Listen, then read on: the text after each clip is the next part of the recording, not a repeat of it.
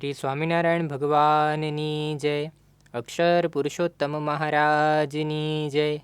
ગુણાતીતાનંદ સ્વામી મહારાજની જય.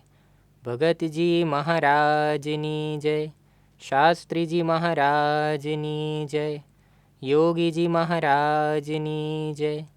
પ્રમુખ સ્વામી મહારાજની જય. ગુરુહરિ મહંત સ્વામી મહારાજની જય. સુરત અક્ષરધામ મહોત્સવની જય. તારીખ 17/9/1939ના રોજ 72 વર્ષની ઉંમરે બ્રહ્મ સ્વરૂપ શાસ્ત્રીજી મહારાજે ગોંડલથી એક પત્ર લખ્યો. શ્રીજી સ્વરૂપદાસ સ્વામીને શાસ્ત્રીજી મહારાજે આ પત્ર લખ્યો અને એની અંદર શાસ્ત્રીજી મહારાજે એક વાક્ય લખ્યું છે કે આપને અત્યારે તો તે વાતનો ભવિષ્યનો ખ્યાલ નહીં આવતો હોય, પણ મને તો ઇદમ દેખાય છે કે આપણી સંસ્થા સર્વાંગી રીતે વૃદ્ધિ પામશે. આ વાક્ય એ શાસ્ત્રીજી મહારાજની એક આર્ષવાણી છે. પણ જ્યારે આપણે એ વિચાર કરીએ છીએ કે ઇતિહાસના કયા કાળખંડની અંદર આ વાક્ય લખાયું છે, ત્યારે આપણને શાસ્ત્રીજી મહારાજના એક પારલૌકિક વ્યક્તિત્વનો પરિચય મળે છે કે કોઈ સાધારણ વ્યક્તિ આવા સંજોગોની અંદર આવું લખી શકે એ શક્ય નથી. તો શાસ્ત્રીજી મહારાજે કેવી પરિસ્થિતિની અંદર આ વાક્ય લખ્યું છે એને સમજવા માટે આપણે ઈસવીસન 1936થી લઈને ઈસવીસન 1941 સુધીનો એક સમયગાળો લઈએ કે એ સમયની અંદર સંસ્થાની પરિસ્થિતિ કેવી હતી અને એની વચ્ચે શાસ્ત્રીજી મહારાજ આ વાક્ય લખે છે. આ જ પત્ર કે જે 1939માં લખાયો છે, એમાં શાસ્ત્રીજી મહારાજ શ્રીજી સ્વરૂપદાસ સ્વામીને કહે છે કે હરજીવનદાસ નિર્ગુણદાસ સ્વામી સાથે જલાલપુર ગયા છે. નીલકંઠ પણ ત્યાં ભેગા છે. તે એન્જિન ચડાવીને બોચાસણ આવશે, તેથી અહીં કોઈ નથી. શાસ્ત્રીજી મહારાજનો કહેવાનો ભાવ એ છે કે સંતોની ખેંચ છે એટલે અહીંયા કોઈ છે નહીં, એટલે હું અહીંથી નીકળી શકું એમ નથી. એટલે શાસ્ત્રીજી મહારાજ કહેવા માંગે છે કે મારે આવું છે, પણ સંતોની ખેંચના કારણે હું નીકળી નહીં શકું. અને આગળ સ્વામી લખે છે કે છતાં અત્રે કામની ગોઠવણ કરી હું તે તરફ આવીશ. સંસ્થાની સ્થાપનાના 32 વર્ષ વીતી ગયા છે, પણ સંતોની ખેંચના કારણે શાસ્ત્રીજી મહારાજને મંદિરમાંથી બહાર નીકળવું હોય તો એ પણ એટલું સહેલું નથી. એવી એ વખતની સંસ્થાની પરિસ્થિતિ છે. એમાં શાસ્ત્રીજી મહારાજ આ વાક્ય લખે છે. તારીખ 6 નવેમ્બર 1940ના દિવસે બ્રહ્મ સ્વરૂપ યોગીજી મહારાજ શાસ્ત્રીજી મહારાજને એક પત્ર લખે છે. એ પત્રમાં તેઓ પહેલાં પોતાની શારીરિક પરિસ્થિતિની વાત કરે છે કે મારે શરીરે આપની કૃપાથી કાલથી મટ્યું છે. આજે મગનું પાણી ને ભાત સવારમાં લીધો હતો. ડાક્ટર કહે છે તમો ખાવામાં કોઈ રીતે ફેર ન પાડશો. દાળ મોળી, ભાત ખીચડી, મોળી છાશ વગેરે હમણાં લેવું અશક્તિ વર્તાય છે. આટલી વાત કર્યા પછી હવે યોગી બાપા શું લખે છે કે ડાંગરામાં ધર્માદો તૈયાર થઈ ગયો, અત્રે બાજરો નથી, તો કોઠારી કહે હમણાં જઈ આવીએ, તેથી 1-2 દિવસમાં જવા વિચાર છે. યોગીજી મહારાજની પરિસ્થિતિ કેવી છે કે યોગીજી મહારાજ ગોંડલ મંદિરના મહંત છે અને સંસ્થાની સ્થાપનાના 30 વર્ષ વીતી ગયા છે. પછી ગોંડલ મંદિરના મહંતને એક તો ઔષધનો મેળ નહીં, એમાં પૂરતો આરામનો સમય નહીં, અને આવી બીમારીની અંદર પણ યોગી બાપાને ધર્માદા માટે નીકળવું જ પડે છે. એનું કારણ શું છે કે જો ધર્માદા માટે ના નીકળે તો ભંડારના તળિયા ડોકા કરવા માંડે. એવી પરિસ્થિતિની અંદર આ સંતો પસાર થઈ રહ્યા છે. એમાં શાસ્ત્રીજી મહારાજ લખે છે કે મને તો ઇદમ દેખાય છે કે આપણી સંસ્થા સમૃદ્ધિ અને પ્રતિષ્ઠામાં ખૂબ વૃદ્ધિ પામશે. એ વખતે હરિભક્તોનો સમૂહ કેવો હતો? તો યોગીજી મહારાજ એક પત્રની અંદર 15 ફેબ્રુઆરી 1939 તેઓ શાસ્ત્રીજી મહારાજને લખે છે કે પારાયણમાં રોજ 20 હરિભક્ત આવે છે, સમૈયા જેવું રહે છે. હવે 20 હરિભક્તોમાં યોગી બાપાને સમૈયા જેવું લાગતું હોય તો આપણે કલ્પના કરી શકીએ છીએ કે ચાલુ દિવસમાં મંદિરમાં હરિભક્તોની અવરજવર કેટલી હશે. એ વખતે આર્થિક કટોકટી કેવી હતી? 18 એપ્રિલ 1936 યોગી બાપા લખે છે કે અત્યારે સિલકમાં કંઈ નથી, ફક્ત સ્વામી પોતે જ સિલકમાં છે. આ પરિસ્થિતિમાંથી સંસ્થા પસાર થઈ રહી હતી, પણ શાસ્ત્રીજી મહારાજના મનમાં હતું, એમને સંસ્થાનું ભવિષ્ય જોયું છે કે મને તો ઇદમ દેખાય છે કે આપણી સંસ્થા વૃદ્ધિ પામશે. 1941માં સારંગપુરમાં ફાગણી પૂનમનો સમયો હતો. તો મંદિરના ભંડારીએ શાસ્ત્રીજી મહારાજને કીધું કે સ્વામી, અત્રે કોઠાર ખાલી છે, દાળ ચોખા બિલકુલ નથી, તો તાત્કાલિક ક્યાંકથી દાળ ચોખા મંગાવો. શાસ્ત્રીજી મહારાજે એ પરિસ્થિતિ સમજી અને તાત્કાલિક ખાતર જ વિચરણ કરતા સંતોને પત્ર લખ્યો કે અત્રે દાળ ચોખા બિલકુલ નથી, તે મગ લાવી કામ લઈએ છીએ, પણ મહેમાનને મગની ખીચડી ન હોય ને તેથી આપને તસદી આપી છે. હવે નાણાં દાણા માણા પાણા બધી ભીંસ એક સાથે શાસ્ત્રીજી મહારાજની ઉપર છે, પણ તોય એમને વિશ્વાસ અટલ છે કે આપણી સંસ્થા ભવિષ્યમાં સર્વાંગી રીતે વૃદ્ધિ પામશે. એ વખતે એક એક સંતોના માથે 2-3 જવાબદારીઓ રહેતી. એટલે પરિસ્થિતિ કેવી થાય કે આખો દિવસ સેવા કરી અને એ સંત જ્યારે રાત્રે ભોજન માટે બેસે અને એ વખતે પણ ભાણે પૂરતું ભોજન પણ નસીબ ના થાય અને એની અંદર પાછી બીમારી આવે, તો કેટલી બધી કટોકટી ઊભી થઈ જાય અને પરિસ્થિતિ કેટલી વિકટ બની જાય. એવી જ પરિસ્થિતિમાંથી પસાર થતાં કોઠારી હરિકૃષ્ણદાસ સ્વામી સારંગપુરથી શાસ્ત્રીજી મહારાજને એક પત્રમાં લખે છે કે મારાથી બધે મોરચે પહોંચી વળાતું નથી, માટે મારી ઉપર દયા કરજો. એમનો ભાવ એ હતો કે અહીંયા તમે થોડા સાધુ મોકલજો, કારણ કે અમે બધે મોરચે પહોંચી શકતા નથી. પણ એ વખતે સંસ્થામાં સાધુ પણ ગણ્યા ગાંઠ્યા હતા. તો શાસ્ત્રીજી મહારાજ સાધુ પણ કેવી રીતે આપે? તો શાસ્ત્રીજી મહારાજ વળતા પ્રત્યુત્તરની અંદર તારીખ 27 જાન્યુઆરી 1937ના રોજ આ હરિકૃષ્ણદાસ સ્વામીને લખે છે કે આપ સેવા કરેલા અનુભવી છો, તો આપ હાલમાં સેવામાં મદદ કરશો. કોઠારનું કામ વહેલું મોડું કરશો, પણ ઠાકોરજીની સેવાનું કામ જરૂર કરશો. અને પછી શાસ્ત્રીજી મહારાજ પોતાની વાત કરતાં જણાવે છે કે ગોંડલમાં બધાઓને તાવ આવ્યો હતો ને પગથિયાનું કામ પૂરું કરવાનું હતું. તે વખતે મેં જાતે ભંડાર કર્યો છે. તે સેવા કરવામાં આપણી શોભા છે. દેહ તો કૃતજ્ઞ છે, જેટલી કમાણી દેહથી કરીએ તેટલો આપણને હાથ દે છે. હવે આપણે કલ્પના કરી શકીએ છીએ કે સંસ્થાની સ્થાપનાના 3 દાયકા પછી સંસ્થાના ધણી, આ સંસ્થાના ગુરુ શાસ્ત્રીજી મહારાજ, એમને એક મંદિરમાં રહીને ભંડારીની સેવા કરવી પડે તો સંસ્થા કેટલી કટોકટીમાંથી પસાર થતી હશે. પણ એવી પરિસ્થિતિમાં શાસ્ત્રીજી મહારાજ એવું કહે છે કે ભલે તમને નહીં દેખાતું હોય, તમને ભવિષ્યનો ખ્યાલ નહીં આવતો હોય, પણ મને તો ઈદમ દેખાય છે કે આપણી સંસ્થા પ્રતિષ્ઠા અને સમૃદ્ધિમાં ખૂબ વૃદ્ધિ પામશે. તો આપણે જ્યારે આ પરિસ્થિતિ જોઈએ છે ને, તો એના પરથી ખ્યાલ આવે કે કોઈ સામાન્ય માણસ હોય ને તો એને તો પહેલાં પોતાની ઉપર શંકા થવા માંડે કે જે ધ્યેયને લઈને હું નીકળ્યો છું, આજે 30 વર્ષ વીતી ગયા પણ હજી વ્યવહારના 2 છેડા ભેગા થતા નથી, તો આપણે જે વાત માટે નીકળ્યા છીએ એ વાત તો સાચી હશે ને. પણ શાસ્ત્રીજી મહારાજને ક્યારેય એવો પ્રશ્ન નથી થયો, ક્યારેય એમને આ સિદ્ધાંત ઉપર શંકા નથી થઈ. એમના અંતરમાં કેટલો પ્રચંડ આત્મવિશ્વાસ હશે કે આપણી વાત સાચી છે, આપણી ઉપાસના સાચી છે, મહારાજ સ્વામી સાચા છે અને આપણી સાથે છે, એટલે આપણો વિજય નિશ્ચિત છે. એ આપણને શાસ્ત્રીજી મહારાજના વાક્યમાં દેખાય છે.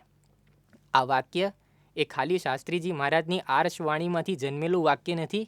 આ વાક્ય એ શાસ્ત્રીજી મહારાજની મહારાજ સ્વામી પ્રત્યેની અપ્રતિમ નિષ્ઠામાંથી પ્રગટેલું વાક્ય છે કે આપણી વાત સાચી છે એટલે આપણો વિજય જરૂર થવાનો છે. શાસ્ત્રીજી મહારાજ જે બોલ્યા એ પ્રમાણે એમના જીવનગાળા દરમિયાન અને એમના પછી યોગીજી મહારાજ, પ્રમુખ સ્વામી મહારાજ અને મહંત સ્વામી મહારાજના સમયગાળા દરમિયાન પણ લોકોએ જોયું અને આજે આપણે જોઈ રહ્યા છીએ કે એમના વચનો યથા તથા સત્ય થયા છે. શાસ્ત્રીજી મહારાજ ધામમાં પધાર્યા પછી યોગી બાપા ગુરુપદે આવ્યા. હવે એ વખતે બધાને મનમાં હતું કે જોગી મહારાજ તો ભલા ભોળા સાધુ છે, જોગી શું કરશે? પણ યોગીજી મહારાજે તો શાસ્ત્રીજી મહારાજના કાર્યને દરિયા પાર પહોંચાડી દીધું. યોગીજી મહારાજ માટે કવિએ લખ્યું છે કે યોગીજી મહારાજની વાણીમાં વાંસળી વાગી. કેવી વાગી? તો કહે છે કે ગામડે વાગી, ઝૂંપડે વાગી, મહેલ મોલાતોમાં વાગી, ધરતી પર્વતને દરિયાની આરપાર, આફ્રિકા ખંડમાં પહોંચી, બાપા તારી વાણીમાં વાંસળી વાગી. યોગીજી મહારાજ આ સત્સંગને દરિયા પાર પહોંચાડ્યો. આફ્રિકા અને લંડનની અંદર મંદિરો કરી દીધા. ત્યારે લોકોને સમજાયું કે ભલે યોગીજી મહારાજ બહારથી એક સાધારણ સાધુ લાગે છે, પણ એક અસામાન્ય પુરુષ છે. અને ત્યારે શાસ્ત્રીજી મહારાજના વાક્યને લોકોએ નજર સામે સત્ય થતાં જોયું કે આપણી સંસ્થા એ ખૂબ વૃદ્ધિને પામશે. યોગીજી મહારાજે ભણેલા ગણેલા સુશિક્ષિત નવયુવાનોને દીક્ષા આપી.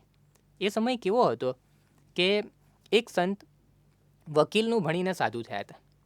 તો સંપ્રદાયમાં ચર્ચા થતી કે આ તો વકીલનું ભણીને આવ્યા છે. હવે એવા સમયની અંદર યોગીજી મહારાજે ડૉક્ટર, એન્જિનિયર, ગ્રેજ્યુએટ થયેલા 51 જેટલા સુશિક્ષિત નવયુવાનોને દીક્ષા આપી ત્યારે અખિલ સ્વામિનારાયણ સંપ્રદાયમાં યોગી બાપાએ એક સક્કો બેસાડી દીધો. એક યુગવર્તી કાર્ય હતું એ.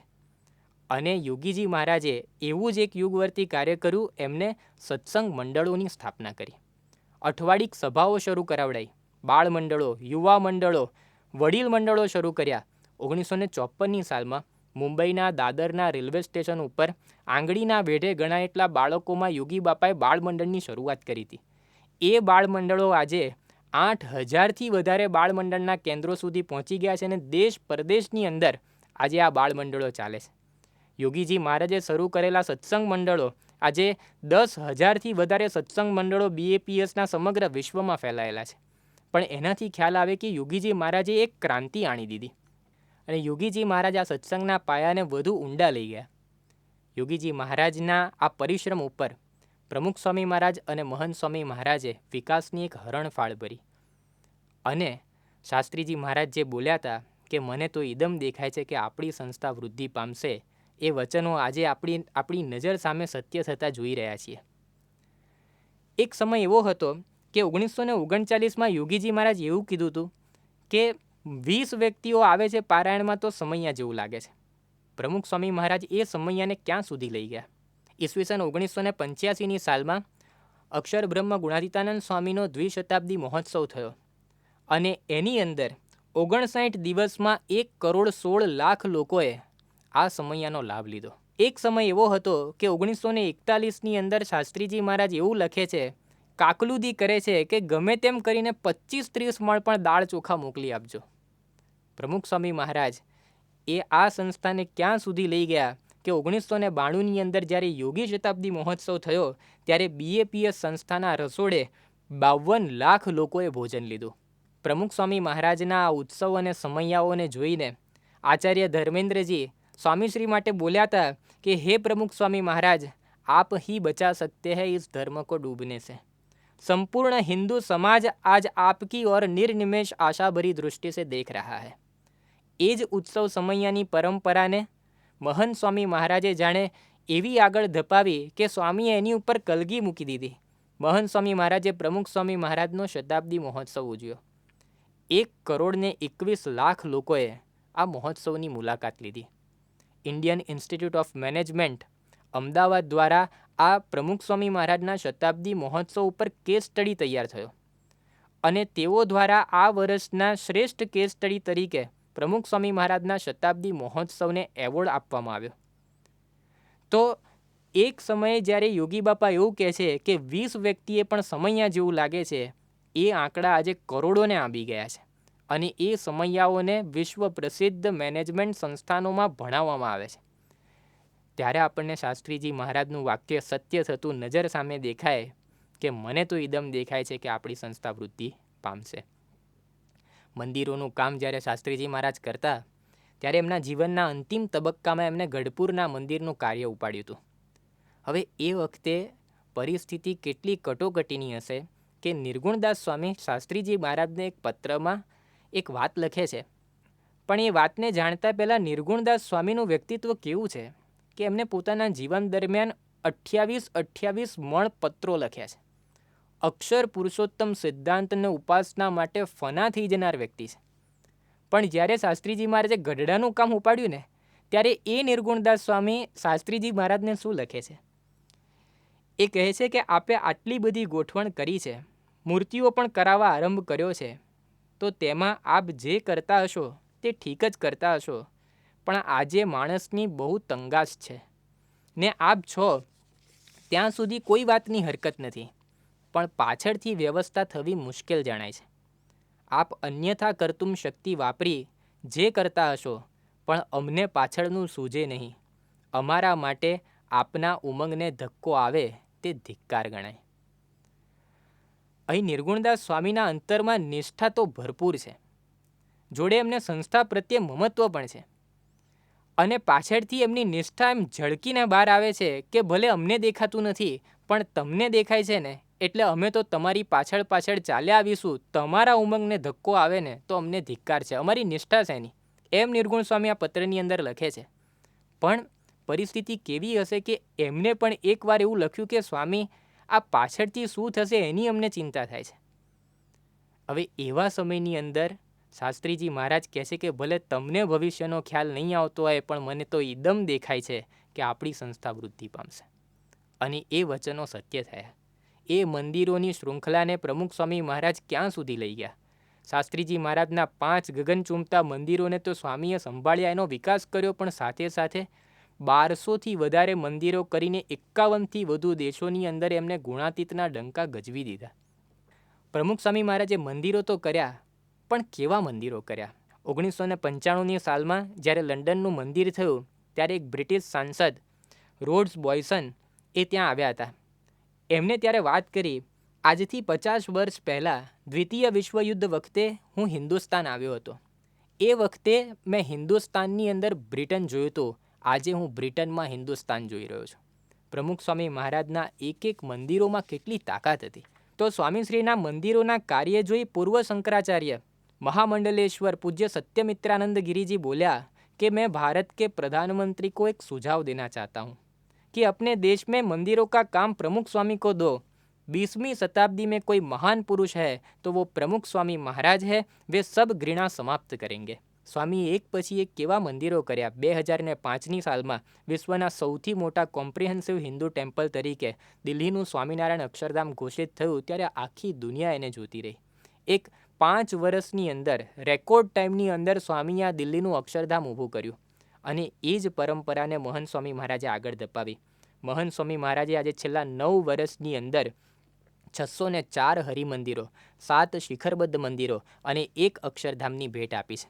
દર 6 દિવસે સરેરાશ સ્વામી એક મંદિર તૈયાર કરી રહ્યા છે અને સાથે સાથે 92 વર્ષે જ્યારે સ્વામીના અપકમિંગ પ્રોજેક્ટ્સ આપણે જોઈએ છે ત્યારે પણ આપણે આશ્ચર્યચકિત થઈ જઈએ. અત્યારે Jagatpur, Morbi, Una, Surendranagar, Bhuj, Paris, Johannesburg, Sydney, Amreli આ બધી જગ્યાના મંદિરોના કામ, શિખરબદ્ધ મંદિરોના કામ એક સાથે ચાલી રહ્યા છે અને જોડે જોડે સ્વામીએ સુરત, મેલબોર્ન અને મુંબઈની અંદર અક્ષરધામના એંધાણ આપી દીધા છે. તો આ રીતે મંદિરોની પરંપરા પણ મહંત સ્વામી મહારાજે જે રીતે અત્યારે આગળ વધારી છે જોતાં આપણને શાસ્ત્રીજી મહારાજનું વાક્ય નજર સામે દેખાય છે કે મને તો ઈદમ દેખાય છે કે આપણી સંસ્થા ભવિષ્યની અંદર બધી જ રીતે વૃદ્ધિ પામશે. 1937ની અંદર શાસ્ત્રીજી મહારાજની પરિસ્થિતિ એવી હતી કે એમને મંદિરની બહાર નીકળવું હોય તો પણ સંતોની ખેંચના કારણે એ નીકળી નહોતા શકતા, વિચરણમાં જઈ ના શકે. એ પરિસ્થિતિની અંદર શાસ્ત્રીજી મહારાજ આ વાક્ય બોલ્યા છે કે મને તો ઈદમ દેખાય છે. પણ એ સંતોની પરંપરાને પણ પ્રમુખ સ્વામી મહારાજે આગળ ધપાવી 1100થી વધારે સુશિક્ષિત નવયુવાનોને દીક્ષા આપી અને સ્વામીએ સમાજ સમક્ષ એક ભગવી ફોજ મૂકી દીધી અને મહંત સ્વામી મહારાજે એને આગળ વધારી. 367 સંતોને મહંત સ્વામી મહારાજે અત્યાર સુધીમાં દીક્ષા આપી દીધી છે. દર 9 દિવસે સરેરાશ સ્વામી એક સાધુ તૈયાર કરી રહ્યા છે અને એ પણ કેવા સંતો. નાસા, ડેલ્ટા, એમેઝોન, ફેસબુક જેવી મલ્ટીનેશનલ કંપનીઓની અંદર તગડા પગારની રકમ કમાનારા સંતો એ બધું મૂકી અને આ યુવાનોએ અક્ષર પુરુષોત્તમ મહારાજની સેવામાં અને સમાજની સેવામાં પોતાનું જીવન સમર્પિત કર્યું છે. એ જોતાં આપણને શાસ્ત્રીજી મહારાજનું એ વાક્ય આજે ઈદમ સત્ય નજરની સામે દેખાય છે. જ્યારે શાસ્ત્રીજી મહારાજે વરતાલથી મહાપ્રસ્થાન કર્યું, મુઠ્ઠીભર સંતો અને હરિભક્તો સાથે સ્વામી નીકળ્યા હતા અને એ નિષ્ઠાવાન હરિભક્તો અને સંતોનો સમાજ આજે ક્યાં સુધી પહોંચ્યો છે. 10 લાખથી મોટો BAPSનો આ પરિવાર છે અને એમાં પણ 1 લાખથી વધારે કાર્યકરો. કેવા સમર્પિત કાર્યકરો. પ્રમુખ સ્વામી મહારાજના શતાબ્દી મહોત્સવે મહંત સ્વામી મહારાજે એક હાકલ કરી કે હવે આપણો વારો છે અને બાપાની એક હાકલ ઉપર પ્રમુખ સ્વામી મહારાજ શતાબ્દી મહોત્સવના ગ્રાઉન્ડ ઉપર 80,000 સ્વયંસેવકો ભેગા થાય ત્યારે દુનિયાને વિચાર આવે કે આવું સમર્પણ બીજે ક્યાં જોવા મળે. રોબિન્સવિલ અક્ષરધામની અંદર જ્યારે અક્ષરધામનું કાર્ય પૂરું કરવાનું હતું, મહંત સ્વામી મહારાજે એક હાકલ કરી તો પરદેશની ધરતી ઉપર 12,500 સ્વયંસેવકો રાત દિવસ ખડે પગે સેવામાં તત્પર હતા. અને હમણાં જ થોડા સમય પહેલાં કાર્યકર સુવર્ણ મહોત્સવ થયો. નરેન્દ્ર મોદી સ્ટેડિયમની અંદર 1 લાખથી વધારે કાર્યકરો જ્યારે બેઠા હતા ત્યારે આખી દુનિયા અચંબિત થઈ ગઈ કે આટલો મોટો સમર્પિત સમાજ દુનિયામાં ક્યાં જોવા મળે.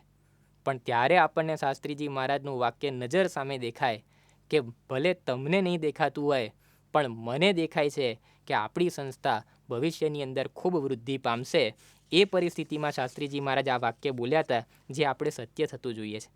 શાસ્ત્રીજી મહારાજના સમયમાં અક્ષર પુરુષોત્તમનું જ્ઞાન ખૂણ્યું કહેવાતું હતું. શાસ્ત્રીજી મહારાજ એને ચરોતરના ચોકમાં લઈ આવ્યા. યોગી બાપા એને આફ્રિકા અને લંડન સુધી પહોંચાડી દીધું. પ્રમુખ સ્વામી મહારાજ અને મહંત સ્વામી મહારાજ એને નવખંડ ધરતી પર ફેલાવી દીધું. આજે જનજનના હૃદય સુધી એ જ્ઞાન પહોંચ્યું છે. અને 2 ફેબ્રુઆરી 2026ના દિવસે મહંત સ્વામી મહારાજની જન્મ જયંતિના ઉજવણીના ઉપક્રમે એક સાથે 16,000 બાળબાલિકાઓએ સત્સંગ દીક્ષા ગ્રંથનો સમૂહ ઘોષ કર્યો. ત્યારે વિશ્વ વિક્રમો તો તૂટ્યા, પણ દુનિયાને એક પરિચય મળી ગયો કે BAPSનું આવનારું ભવિષ્ય કેટલું ઉજ્જવળ છે અને દેદીપ્યમાન છે. ત્યારે આપણને શાસ્ત્રીજી મહારાજનું વાક્ય યાદ આવે કે મને તો ઈદમ દેખાય છે કે આપણી સંસ્થા વૃદ્ધિ પામશે. શાસ્ત્રીજી મહારાજે અગણિત કષ્ટો વેઠી, અગણિત ઉપાધિઓની વચ્ચે આ સંસ્થાની સ્થાપના કરી છે, ઉપાસનાને મૂર્તિમાન કરી છે. તો ખાસ તો શાસ્ત્રીજી મહારાજને એક પ્રાર્થના કરવાની કે સ્વામી, આજે જ્યારે અમે 191 ફૂટ ઊંચા રોબિન્સવિલના અક્ષરધામ ઉપર અક્ષર પુરુષોત્તમની ધજાઓ ફરફર થતી જોઈએ છે, 19 લાખ ઘનફૂટમાં પથરાયેલું આ સાંપ્રત સમયનું વેસ્ટર્ન હેમિસ્ફિયરનું સૌથી મોટું હિન્દુ મંદિર છે, એ જોઈએ છે ત્યારે અમે આમ ગૌરવથી મસ્તક ઉન્નત થઈ જાય છે.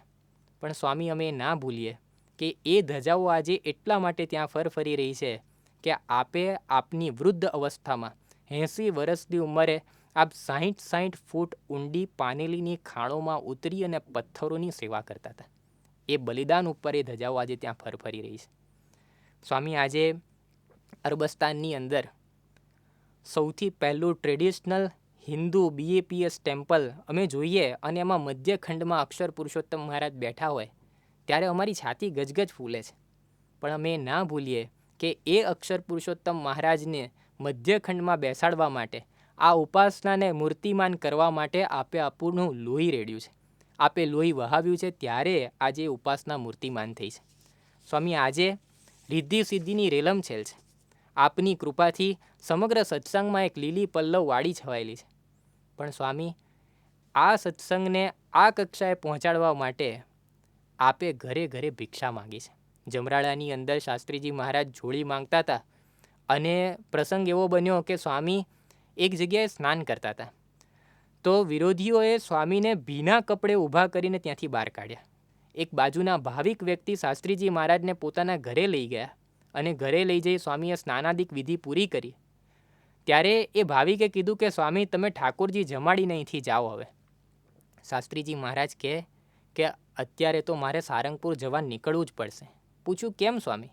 એમને કીધું કે આ જોડી લઈને હું સારંગપુર જઈશ, આમાં જે સીધું ભેગું થયું છે એ ત્યાં આપીશ, ત્યારે ત્યાં રસોઈ બનશે અને પછી મારા સંતો જમશે.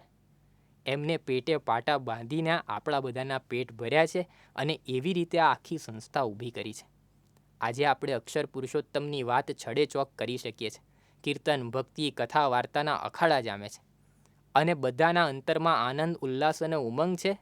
પણ એનું કારણ એ છે કે શાસ્ત્રીજી મહારાજે આ જ્ઞાનને બહાર લાવવા માટે ભગવા ઉતારીને ધોળા પહેર્યા છે.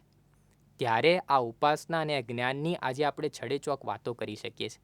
શાસ્ત્રીજી મહારાજને પ્રાર્થના એ કરીએ છીએ કે સ્વામી, અમે આપના ઉપકારોને ના ભૂલીએ, અમે આપના ઋણને ના ભૂલીએ અને અંતમાં કે આ ઉપાસનાને મૂર્તિમાન કરીને આપના અંતરમાં એક હેતુ તો ચોક્કસ હતો કે અમારા બધાના અંતરમાં અક્ષર પુરુષોત્તમ મહારાજ બેસે અને એમની પ્રતિષ્ઠા થાય.